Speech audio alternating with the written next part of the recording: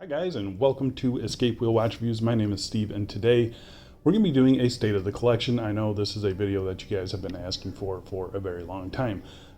So typically I have, I don't know, probably 30 or 40 watches, but I keep a watch box on the top of my dresser. I have a couple watch winders. So these are the watches that I don't see myself getting rid of anytime soon. So before we get into this, I just want to say thank you to each and every one of you who have subscribed. If you guys aren't subscribed, I know a lot of you guys watch my channel and you aren't subscribed, so I would really appreciate it if you did subscribe. But other than that, just a huge thank you goes out to each and every one of you guys. Yeah, I wouldn't be here without you guys, and I still enjoy doing what I'm doing, and I plan on continuing. So yeah, let's get into the state of the collection of 2025. So first things first, I do have my watch box right here. We'll get right into some of the watches that I did a state of the collection about a year and a half ago, I'd say, and only two and a half watches have stayed in the collection since then. So I say we get to those watches first. So the very first one, which will probably never be sold, is my Damasco DS30. I'm hoping this is focusing for you guys. If not, I'll put in some extra B-roll. But yeah, Damasco DX30. It's a watch that I've worn all over the place, and I absolutely love it.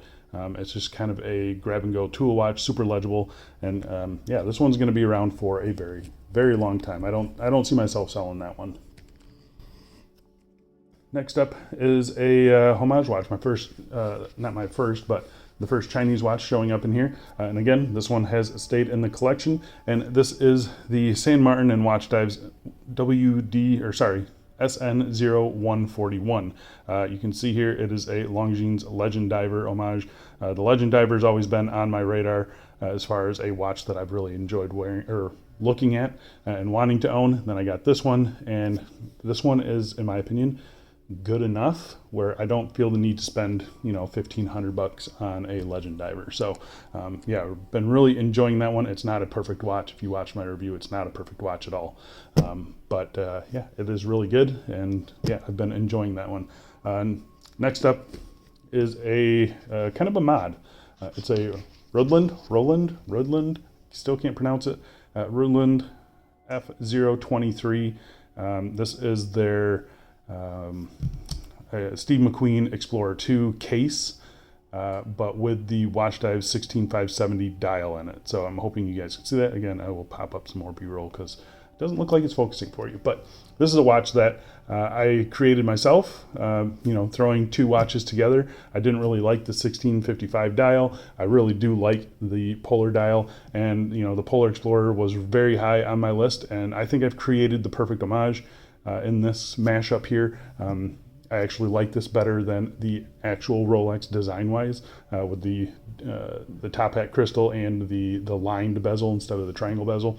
So I've been really liking this watch, and again, I don't see it going away anytime soon. So yeah, they just, those two combined into one just made the perfect Polar Explorer homage.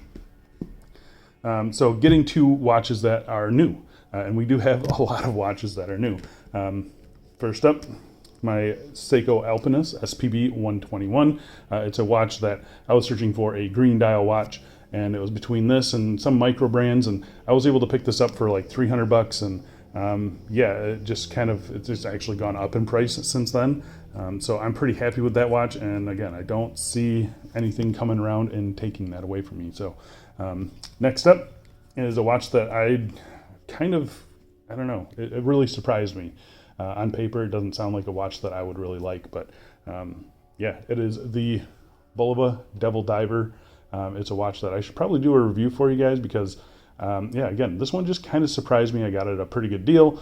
And yeah, I mean, it's just a really sweet vintage-inspired dive watch with a just eye-searing orange paint job. And it's just a really cool watch. And anytime I go into the water, I'm grabbing this watch here. So next up is the Ferrisuit Trackmaster 1.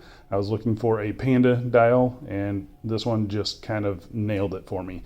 Again, just a drop-dead gorgeous watch, automatic chronograph movement, I mean, it's just, I absolutely love it. I wouldn't change anything about it design-wise. Yeah, and it's been still running really, really good for me.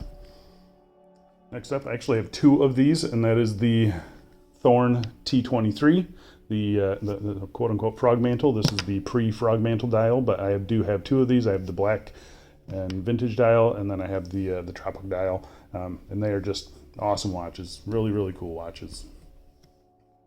A grab-and-go quartz chronograph. This is the Nevada Grenchen Chronosport. This is the VK movement, and again, just something about the vintage looks of this dial. I do have it on a pretty cool bracelet as well, but right now I'm rocking it on a leather strap.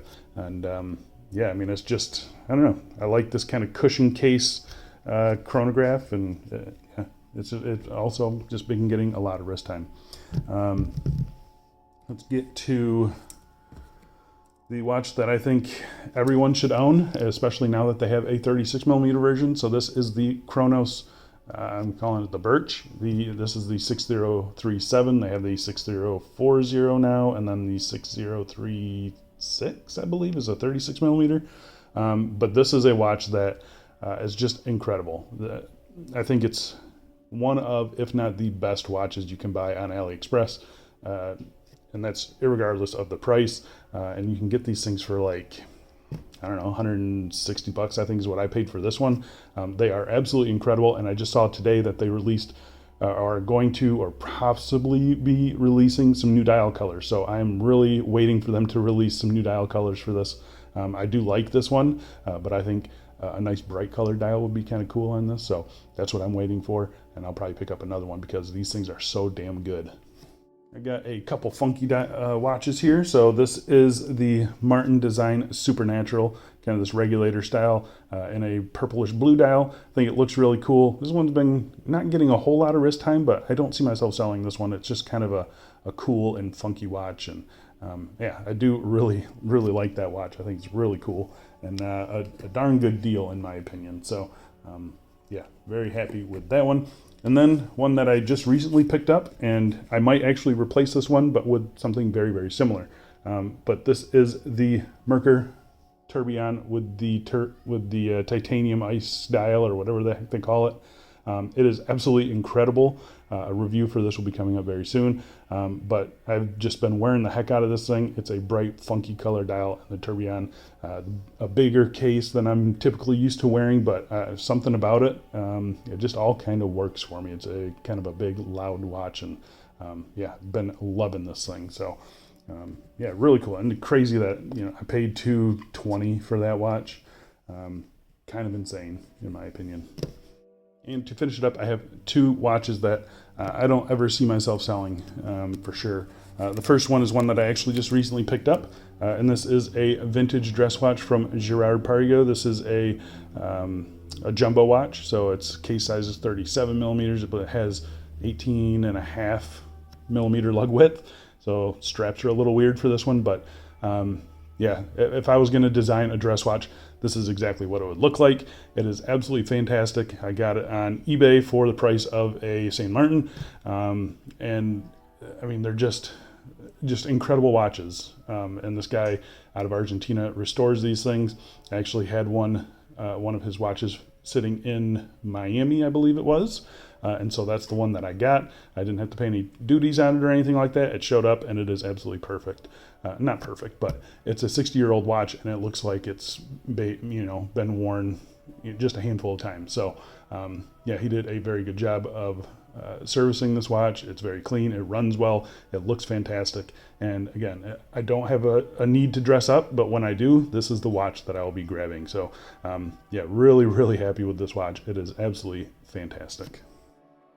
And the last watch on the list of watches that I'm never going to sell is the one that's on my wrist today, and that is the Omega Seamaster 2541-80. This is better known as the GoldenEye Seamaster. As a child of the 90s and the 2000s, I'm a big Bond fan. I played tons of GoldenEye with my buddies after school, and I just kind of had to get this one. It's always been a grail watch of mine. I got a good deal on it again. And yeah, I have been absolutely loving this watch, and again, it's never gonna go away. I need to get this watch pressure tested, and then I can probably get rid of the Bulova, but I don't know. I still like that watch, but yeah, this one here, it's gonna go everywhere with me and stay with me for a very long time.